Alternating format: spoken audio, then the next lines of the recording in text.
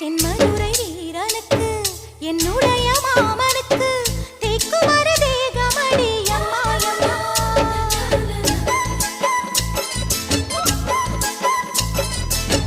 மாமன் பெற்ற பெண்ணுனக்கு மையெழுதும் கண் எதுக்கு என்னை வந்து கொல்லுதடி அம்மா அம்மா.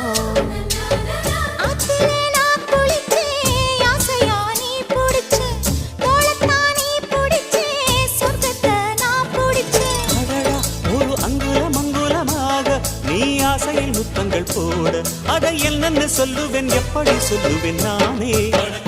சந்தனமே குங்குமமே நில்லடியோ இனிக்கும் செந்தமிழில்